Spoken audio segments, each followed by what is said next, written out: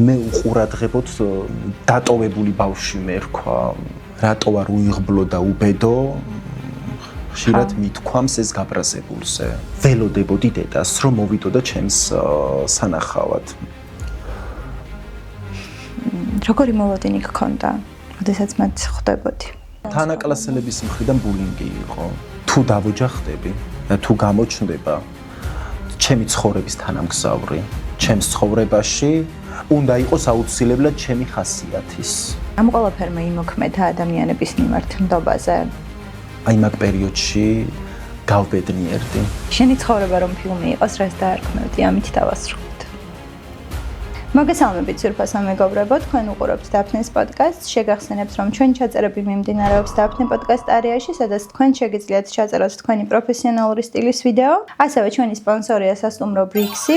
დღევანდელი ჩემი სტუმარი კი არის ბლოგერი და ტიკტოკერი გიორგი გოგოჭური. მოგესალმები მარიამ, მივესალმები შენს ძვირფას მაყურებელს და ჩემს მაყურებელსაც დიდი სიყვარული, დიდი მადლობა მინდა გადაგიხადო გადაცემაში მოწვევისთვის და გისურვებ ძალიან დიდ წარმატებას და ყოველივე საუკეთესოს. ძალიან დიდი მადლობა. გიორგი, მაყურებელმა უკვე კარგად იცის შენი ისტორია, თუმცა მოდი ვინც არ იცის, მათ მოკლედ მოვუყვეთ, როგორი ცხოვრება გაიარა. როგორც იცის საზოგადოება, 4 წლის ასაკში მოვხვდი კოჭირის ბავშვთა სახლში, ჩამაბარეს მშობლებმა.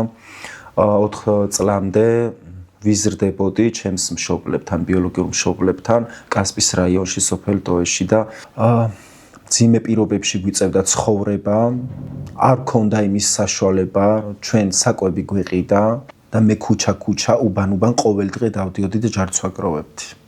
გიორგი, ყველა ბავშვს, ვინც არასრულფასოვან ოჯახში იზრდება, რაღაცნაირად წარმოდგენილი აქვს ხოლმე იდეალური ოჯახი თავის ფანტაზიაში. შენ თუ გქონდა წარმოდგენილი და როგორი იყო ეს ოჯახი შენს გონებაში? სხვა ბავშვების მსგავსად მშობლებს რომ არ ჩავებარებინე ბავშვთა სახლში მარიამ და გავზრდილიყავი მშობლებთან, ეს ხო ძალიან დიდი ბედნიერება და კარგი იქნებოდა ჩემთვის. აი რომ ყოლოდა დაძმა, დედა რო ცხელ კერძს გვიმზადებს და მყავს ოჯახი, რომელიც ზურგს მიმაგრებს. ზოგადად ასეთ არაჯანსაღ გარემოში გაზრდილ ბავშვებს ძირითადად სამი შეგრძნება დაყვებათ ხოლმე თან. ეს არის მიტოვებულობის განცდა, ეს არის მუდმივი მოლოდინი უკეთესი მომავლის, იმის რომ რაიმე შეიცვლება და ეს არის უნდობლობა. შენთვის რომელი შეგრძნება ნაცნობი ყველაზე მეტად, რაც ამ წლების განმავლობაში თან დაყვებოდა? მოლოდინს ვიტყოდი. 4 წლიდან 8 წლამდე ცხოვრობდი კოჭირის ბავშვთა სახლში, მთელი ეს 4 წელი ველოდებოდი დედას, რომ მოვიდოდა ჩემს სანახავად, მაგრამ ერთადერთხელ იყო მოსული და მე ჯერ არ ყოფილა სამწუხაროდ სხვა ბავშვებთან მშობლები მოდიოდნენ, ნახულობდნენ, ყურადღებას აქცევდნენ და მე უყურადღებოდ დატოვებული ბავშვი მერქვა, არ ვიცი რა შეიძლება უწოდოთ. კოჭირის ბავშვთა სახლში ცხოვრობის პერიოდში რა გაძლიერებდა ყველაზე მეტად? მაძლიერებდა კარგად მოქცევა, კარგად მექცეოდნენ და ძიძებისგან მოდიოდა აი დედური სითბო. ხშირად ამ დროს ბავშვები გაუცნობიერებლად, მაგრამ ადანაშაულებენ ხოლმე საკუთარ თავს. შენ თუ გქონია ის მომენტი, რომ საკუთარი თავი დაგიდანაშაულებიან, რომ მე არ ვარ ისეთი, როგორიც უნდა ვიყო, ან მე რომ ვიყო უკეთესი, ასე არ მოხდებოდა. ბავშვობიდან ვაცნობიერებდი, რომ მე არაფერ შუაში არ ვიყავი. იცით რა არის? ბავშვთა სახლში ჩემი ჩაბარება, ეს ჩემი დანაშაული არ იყო. მესმის გვიჭირდა, ეს იყო მთავარი მიზეზი მარიამ, თუმცა აი ჩაბარების მერე დედა რო ერთადერთხელ მოვა სანახავად და არ გინახულებს, ამ შემთხვევაში მშობელი გამოდის დამნაშავე. გიორგი, მგონია რომ იმ სიტუაციაში, როდესაც ზურგს ესე ვიტყოდი, რომ ზურგს ვერავინ გიმაგრებს, ამ სიტუაციაში თავის დამკვიდრება და ნებისმიერი რაღაც პატარა სირთულის გადალახვაც კი რთულად ხდება. თუ გქონია ისეთი მომენტები, აი როდესაც დაგიწუწუნია ღმერთთან, რომ აი რატომ მე? რატო არ უიღბლო და უბედო, ხშირად მithქვამს ეს გაბრაზებულზე. აი ბავშვთა სახლში ცხოვრების დროს, აი დედა რო არ მოდიოდა ჩემს სანახავად, მაგაზე ვიყავი ყველაზე მეტად გაღიზიანებული მე და გულდაწყვეტილი ვიყავი. ხო, ალბათ ფიქრობდი მე ხომ არაფერი დამიშავებია და რატომ მერგო ასეთი ცხოვრებაა, ხო? კი, მაგრამ მამშვიდებდნენ აღმზრდელები ძიძებიც, რომ შვილო, ჩვენ ძალიან გვიყვარხარ, ჩვენ შენს გვერდში ვართ. სწორედ აი ეს სიტყვები მაძლიერებდა, მარტო სულად არ უცნობდი მარიამ თავს. ძიძებს, აღბრძელებს ძალიან დიდი როლი ჰქონდათ აი ამ ყველაფერში. რომ მე კარგად ყოფილიყავი, მშვიდად ყოფილიყავი, არ მენერვიულა და გადამეტანა ასე ვთქვათ ეს სტრესი. საკმაოდ გააზრებულ ასაკში მინდობით აღზრდაში წაგიყვანა ერთმა კეთილშობილმა ქალბატონმა თავის სახლში, სადაც 8 წელი გაატარე. რა შეგევს ამით და როგორი იყო შენი ყოველდღიურობა? აი მაგ პერიოდში გავბედნიერდი. ჩემი ცხოვრება უკეთესობისკენ წავიდა, წარიმართა. 8 წლის როდესაც გავხდი, დაიკეტა კოჭირის ბავშვთა სახლში. ბავშვების უმეტესობა დაუბრუნდა ბიოლოგიურ ოჯახს. ჩემ შემთხვევაში რა მოხდა გეტყვით, ეხლა რომ საზოგადოებამ კარგად იცოდეს, რა დასამალი საერთოდ არაფერი არ მაქვს. მაშინ ურეკავდნენ დედა ჩემს, ბიოლოგიურ დედას.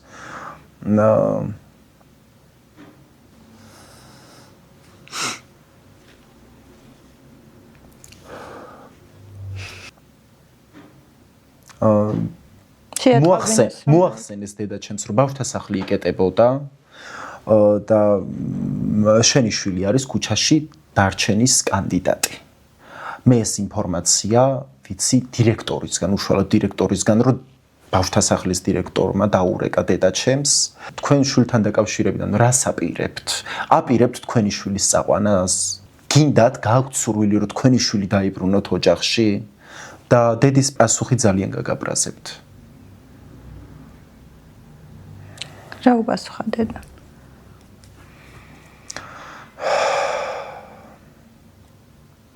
არ მსურს ჩემი შვილის დაბრუნება. მიზეზი რა იყო, გიორგი? არ ვიცი მართლა მიზეზი რა იყო. და შემდეგ გამოჩნდა ეს ქალბატონი მიმღები ოჯახი, დედობილი, რომელსაც არ ყავდა შვილები, არ ყავდა მეუღლე, მარტოსული ქალი იყო. გადაწყვეტა რომ ბავშვთა სახლიდან აიყვანა ბავშვი და სწორედ მე შევხვდი ამ უსაყვარლეს ქალბატონს. ძალიან დიდი სიკეთე და მადლი გააკეთა უფლის წინაშე, ღმერთმა გაახაროს ეს ქალბატონი რომ არა, მაგ პერიოდში მე ქუჩაში აღმოჩნდებოდი. წამიყვანა მასთან საცხოვრებლად. თავიდანვე მოვეწონე, აი თავიდანვე შევუყვარდი. აი აღბრძდელები, ძიძები, აი ყველა ხომ აქებდა ამ ქალბატონთან, რომ აი ესეთი კარგი ბავშვია, ძალიან თბილი ბავშვია. და რო გაიგო რომ საკუთარმა მშობლებმა ჩამაპარეს, ძალიან გულდაწყვეტილი ქალბატონი იყო. გულთან მიიტანა ეს ჩემი ტკივილი. ერთი პერიოდი, აი სულ თავიდან აი სანამ მივეჩვეოდით ერთმანეთს, შევიყვარებდით ერთმანეთს, ვეძახდი დეიდას და მახსოვს აი ეს ლამაზი დღე მე რო დედა დაუწახე. რა იგრძენი მაშინ მის სახეზე? აი ბედნიერი იყო. გიორგი, სკოლის პერიოდში თუ გახსენდება ისეთი მომენტები, როდესაც გარიყულად გიგრძნია თავი, მასწავლებლების ან თანაკლასელების მხრიდან, ან დაცინვის მომენტები თუ ყოფილა? თანაკლასელების მხრიდან ბულინგი იყო. რაზე?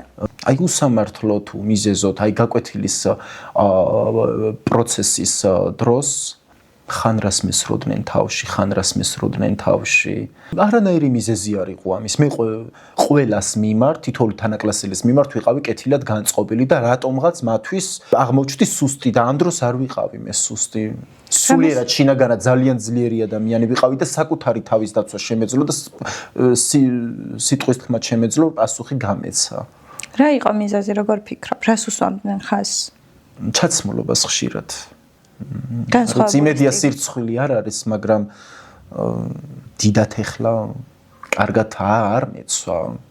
რისი საშუალებაც იყო ფინანსები ამ შემთხვევაში. ყოველთვის მყიდულობდა ჩემი მიმღები ოჯახი, დედობილი. კონკრეტული თანხის ფარგლებში. სახელმწიფო მაფინანსებდა მაშინ იმ პერიოდში. დახეული ფეხსაცმლით, დახეული შარულითაც მივსულ ვარ სკოლაში და ბავშვებს დაუცინიათ. არა და ამ დროს ასაცილო არაფერი არ იყო. მაგრამ არა უშავს. მე ჩემ თავს ვეუბნებოდი, რომ მე რა გაჭიროებაც გამოვიარე, ჩემ თანაკლასელებს ეს გაჭიროება არ გამოუვლიათ. და ისინი ვერ შევლენ ჩემს მდგომარეობაში.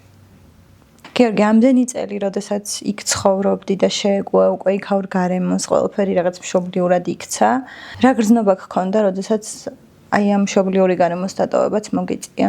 დიახ, აი როგორც გითხარით, 8-დან 15 წლამდე ვცხოვრობდი მიმღებ ოჯახში. და 15 წლის ასაკში გამოჩნდნენ ჩემი მშობლები, დედაც და მამაც. თქვენც კარგად იცით, მარიამ, რომ აი გაზრდილი შვილი ყველას უნდა. და ეს სოციალურ სააგენტოში მოხდა ჩვენი შეხვედრა და როგორია ამხელა ამაგი, ამხელა სიკეთი აქვს ჩემს მიმართ გაკეთებული დედობილს. ჭამით უზრუნველყოფილი ვიყავი მარიამ, ჩაცმით უზრუნველყოფილი, სწავლა განათლებით, აი ყველანაირად უზრუნველყოფილი, ლუკმარს რო პირიდან იღებდა და შენ გაჭმევდა რა. აი ესეთი ადამიანი იყო და ჩემი მშობლები რო გამოჩნდნენ, მოისურვეს ჩემი წაყვანა, ჩემი დაბრუნება მოისურვეს და ეს ქალი ჭკუიდან გადავიდა ჩემი დედობილი. რას ქვია? მე არ გაგატანთო, ეს არის ჩემი იგივე შვილიო. მას შვილები გარდაცვლილი ყავდა და ჩემი შვილებისგან არ ვანსხვავებ, არც გამომირჩევიას ჩემი შვილები, როგორც ჩემი შვილი მიყვარდა, გიორგიც ჩემი შვილების მსგავსად მიყვარს. ამხელა ამაგი მაქვს ამ ბავშვის მიმართო. სად იყავით იმ პერიოდში? ძალიან ბავშვს ტკიოდა. როცა ამ ბავშვს ყურადღება სჭირდებოდა, დედის სითბო მზრუნველობა სჭირდებოდა, აი მაშინ სად იყავით? და პასუხიც კი ვერ გასცეს ჩემმა მშობლებმა. და საბოლოოდ როგორ დამთავრდა ეს ამბავი? გააგრძელე მიმღებ ოჯახში ცხოვრება? მიმღებ ოჯახში გავაგრძელე ცხოვრება, სოციალური მუშაკების გვერდში დგომით და დახმარებით, რა თქმა უნდა. ამ ქალის მიმართ იყო მერე მუქარები, არ ვიცი, ჩემი მშობლების მხრიდან ვიღაცა კაცი რეკავდა, სახელსაც არ გვეუბნებოდა ვინ იყო, ანუ ვინაობას ვერ ვადგენდით და ვიკავებდით თავს, რომ პოლიციაშიც დაგვერეკა და გაგვესაჩივრებინა, მოკლით ემუქრებოდნენ ჩემს დედობილს.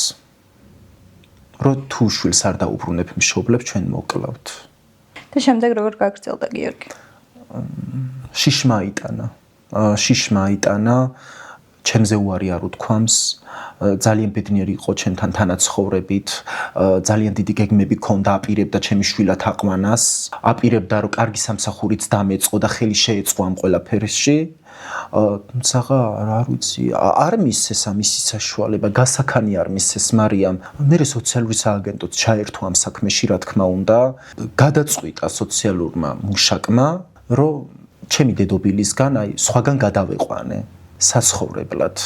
და ეს აღმოჩნდა გორის მცირე საოჯახო ტიპის ბავშვთა სახლი, სადაც 15 წლის ასაკში გადამიყვანეს საცხოვრებლად და სოციალურმა მუშაკმა ხელი რომ მომკიდა და მანქანაში ჩამსვა. უკან რო გავიხედე ეს ჩემი დედობილი, ცრემლებს ხრიდა, ჩაიკეცა, გამომეტირა. მე არანაირი ძალა არ მქონდა, დამაშორეს. რას გრძნობდი, როდესაც აი ამ ყველაფერს ტოვებდი, სადაც 8 წელი ცხოვრობდი? აი გულდაწყვეტილი ვიყავი. გქონდა შიშის მომენტი, რომ აი ამის შემდეგ რა იქნებოდა და როგორ საერთოდ სად აღმოჩნდებოდი? მაგიში მქონდა კი 8 წლის მერე რომ გადამიყვანეს მე გორის მცირე საოჯახო ტიპის ბავშვთა სახლში, რა მელოდებოდა საერთოდ არ ვიცოდი.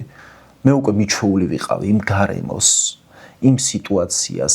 დედას ვეძახდი თავიდან და მე დედას ვეძახდი. იმ ხელა ამაგი ქონდა, არაფერს არ მაკლებდა, როგორი მზრუნველი იყო და რამხელა სითბო სიყვარულს იჩენდა ჩემს მიმართ, რომ საკუთარ ბიოლოგიურ დედმამას რომ არ ქონდა მონიჭებული ჩემს მიმართ ის სითბო სიყვარული, რაც ამ ქალბატონს ქონდა ჩემს მიმართ. აი წარმოიდგინეთ. ხო და როგორია ეხლა ეს მოულოდნელი დაშორება და ჩემი მისგან წასვლა. 15 წელი განსაკუთრებით ბიჭის ცხოვრებაში ძალიან რთული ასაკია და ამ პერიოდში ასეთი მნიშვნელოვანი ცვლილება ალბათ ძალიან რთული იქნებოდა შენთვის. აი შემდგომ რა ხდებოდა გორის ბავშვთა სახლში? გორის ბავშვთა სახლში რო გადავედი, 10 ბავშვზე განკუთვნილი მცირე საოჯახო ტიპის სახლი იყო, გვაფინანსებდა სახელმწიფო, მთავრობა, იყო მკაცრი წესები ძალიან. გიორგი, სულ ახლახანს შენივე ინიციატივით მოინახულა შენი ბიოლოგიური მშობლები. როგორი მოლოდინი გქონდა, როდესაც მათ ხვდებოდი? ჩემი ნათესავი რომა რა, სწორედ ადამიანი დამიდგა გვერდში, იზა შაქარაშვილი, შიშის მომენტიც მქონდა, შიშიც დავძლიე. შიში რის იგიო, რომ თავის დროზე, როდესაც მათ ჩამოგაკითხეს ბორჯომში, შენ არ გაყევი? გაბრაზებულები იქნებოდნენ, აწყენები იქნებოდნენ და ამის შიში გქონდა, როგორ მიგიღებდნენ? არა. მაგის შიში არ მქონდა, ეგ არაფერ შუაში არ არის მარიამ. ამდენი წლების შემდეგ არ ვიცოდი თუ როგორ დამხვდებოდნენ, როგორ შემხვდებოდნენ ცივად, თბილად, მართლა არ ვიცოდი ჩემი მშობლები და შიშის მომენტი მქონდა, რაც გადავლახი და დავძლიე ჩვეულებრივად. როგორ შეხვდნენ ისინი? ძალიან კარგად შემხვდნენ და მიტევება, კარგად იცი მარიამ, რომ არის ძალიან დიდი ადამიანობა. ყველას უყვირს. ჩემი მეგობრებიც მეკითხებიან, რომ ჩვენ ვერ შევძლებთ, თუ შე როგორ შეძელიო? როგორ გადადგიესნა ბიჭი? ან ძალიან ჩვეულებრივად, უბრალოდ წარსულში დავტოვე. ხო, მაგრამ გიორგი იმ წლებს ხომ ვეღარ დაიბრუნებ. იმ წლებს ვეღარ დაიბრუნებ და ვინ დამიბრუნებს ამ წლებს? ჩემი ბავშვობა ბიოლოგიურ მშობლებს უნდა გაეფერადებინათ და სულ სხვა ადამიანებმა, სულ სხვა გარემოში გამიფერადეს. დღეს შეგიძლიათ ამამად თქვა, რომ აპატიე? შინაგანად ვერ გეტყვით, რომ ამაში ვარ დარწმუნებული, წარსულს ვერ დავივიწყებ. რაც გამოვიარე, ვერ დავივიწყებ. შეიძლება რომ ადამიანი მიიღო როგორც ადამიანი, მაგრამ ვერ მიიღო როგორც მშობელი.